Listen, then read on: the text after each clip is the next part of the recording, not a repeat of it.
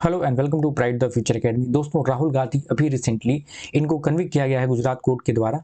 और एक्चुअली इनकी जो एमपी स्टेटस है, क्या ये खतरे में पड़ी चली जाएगी? क्या इनकी जो सदस्यता है संसद की, क्या वो खतरे में चली जाएगी? आपको पता है ये केरला वायनाड से सांसद हैं और एक्चुअली इनको कन्विक्ट पाया गया है। 2 साल पुराना इनका एक हेट स्पीच था जिसके द्वारा इन्होंने मोदी के सर टाइटल पे, सरनेम पे इन्होंने काफ़ी कमेंट किया था, जिसको एक तरीके से गिल्टी मानते हुए कोर्ट ने इनको 2 साल की जेल और 15,000 का जुर्माना इनको एक तरीके से इन पे चार्ज किया है।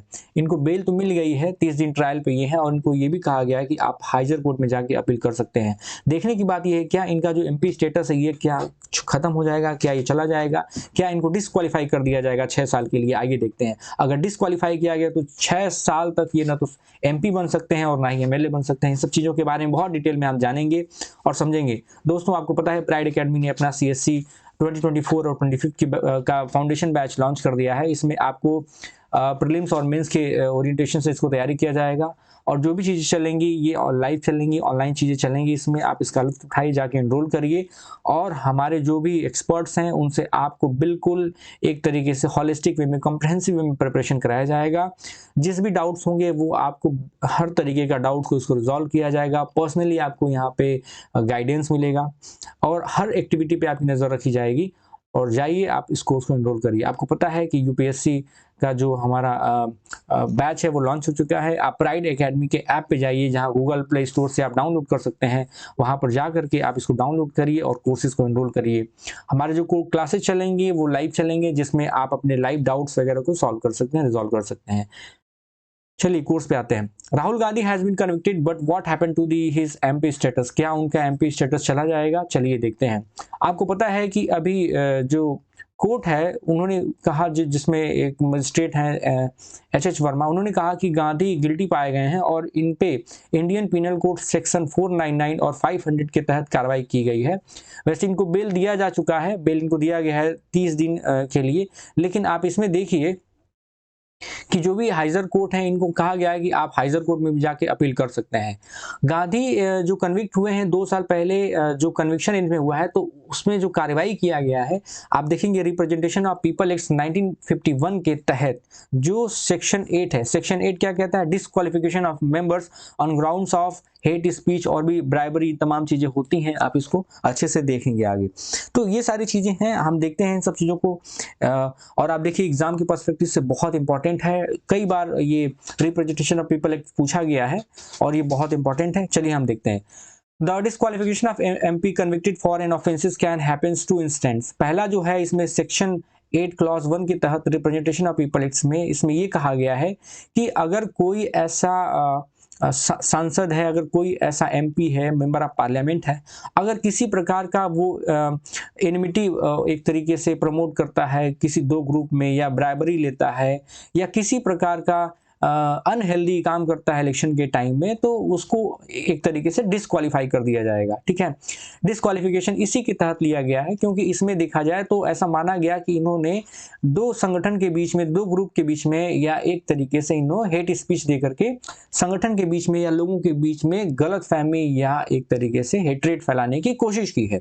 आप देखेंगे ये बहुत इंपॉर्टेंट है कि defamation does not fall under this list. Defamation इस लिस्ट में नहीं आता है। और सेकेंडली देखेंगे कि इसमें जो डिस्क्वालिफिकेशन का जो फंडा होता है, वो जो सेकेंडली होता है, वो सेक्शन 3 आरपीए में आता है, जो ये कहता है कि कोई भी अगर एमपी है कैन बी डिस्क्वालीफाई, अगर वो 2 साल से अधिक का सजा अगर उसको होता है, 2 साल से अधिक वो इम्प्रिज्ड होता है, जेल में रहता है, तो उसको डिस्क्वालीफाई कर दिया जाएगा। ये representation of people act section 8 clause 3 कहता है। ठीक है, तो देखा जाए तो अभी राहुल गांधी पे 2 साल का सेंटेंस तो हुआ ही है, तो ये तो इसमें आ सकते हैं एक्चुअली। तो क्या इनकी जो सदस्यता है, क्या इसको खत्म कर दी जाएगी? आगे देखने को आपको मिलेगा। इसमें जो कोर्ट के आदेश होंगे, जो कोर्ट का निर्णय होगा, वो आपको देखने को आगे मिलेगा। आगे देखते हैं कि इसमें जो रिप्रेजेंटेशन ऑफ पीपल एक्ट्स के जो सेक्शन 8 क्लॉज 4 है, वो क्या कहते हैं? ये कहते हैं कि इनमें एक्चुअली जो भी लॉज हैं, ठीक है, डिस्क्वालिफिकेशन की, can takes effects only after the 3 months haves elapsed। जब 3 मंथ्स बीत जाएंगे तो उसके बाद इन पे एक्शन लिया जाएगा। जब कन्विक्ट किया जाता है उसके 3 महीने बाद इस पे इलेक्शन लिया जाता है, और from the date of conviction within that period Gandhi can file appeal against the sentence before the high court. High court में जाकर के या किसी अन्य कोर्ट में जाकर के ये फाइल कर सकते हैं। लेकिन देखा गया कि बाद में जो सेक्शन 8 क्लॉज 4 है उसको अनकॉन्स्टिट्यूशनल बता दिया गया था, सुप्रीम कोर्ट के माध्यम से इसको स्टक डाउन कर दिया गया था, और जो केस था lily Thomas versus union of India case में इसको हटा दिया गया था।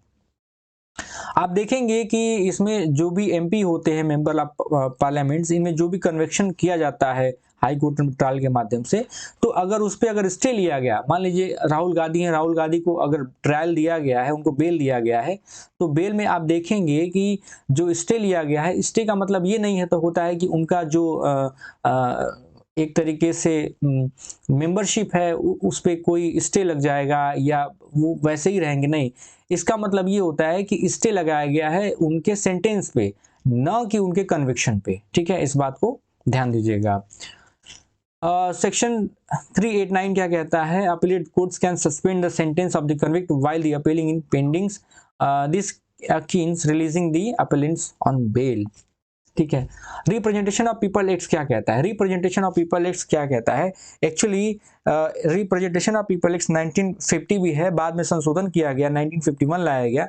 इसमें यह कहता है कि जो भी सीट्स होंगे राज्यसभा के, लोकसभा के, इवन स्टेट कॉन्स्टिट्यूशन के, उसको क्या किया जाएगा, किस तरीके से उसका एलोकेशन होगा, इसकी बात करता है। एलोकेशन ऑफ सीट्स की बात करता है representation of people act. Even इसके साथ साथ वो कहता है कि जितने कोई अगर वोटर्स हैं तो वोटर्स का एज क्या होगा, वोटर्स किस तरीके से क्वालिफाई होंगे, वो उनकी बात करता है। इवन जो भी कॉन्टेस्टेंट होंगे, जो इलेक्शन लड़ते हैं, तो उनका क्या एक तरीके से एलिजिबिलिटी होना चाहिए, उसकी भी बात करता है। ठीक है ना, क्वालिफिकेशन डिस्क्वालिफिकेशन की बात करता है। इवन ये भी बात करता है कि बाई इलेक्शन कैसे होंगे, इसके क्या प्रोसेस होंगे, ये भी रिप्रेजेंटेशन ऑफ पीपल एक्ट में बात करता है।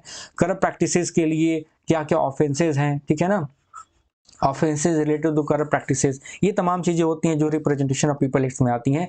आपको पता है कि जो वोटर है, right to vote is not a fundamental right.